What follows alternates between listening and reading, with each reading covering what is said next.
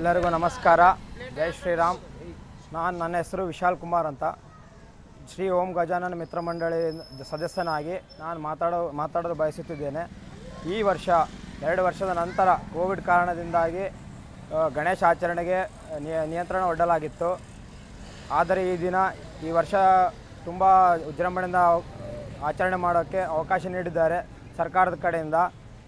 ಅದರಿಂದ ನಾವು ಪ್ರತಿದಿನ ಭಜನೆಯಿಂದ ಮತ್ತು ಎಲ್ಲ ಇವತ್ತು ಅನ್ನಸಂತರ್ಪಣೆ ಆಗಿದೆ. ನಿನ್ನೆ ಇಸ್ಕಾನ್ ಕಡೆಯಿಂದ ಬಂದು ಕೀರ್ತನೆಗಳನ್ನು ಆಡಿ ಎಲ್ಲರಿಗೂ ಮನೋರಂಜನೆ ಮಾಡಿದ್ದಾರೆ.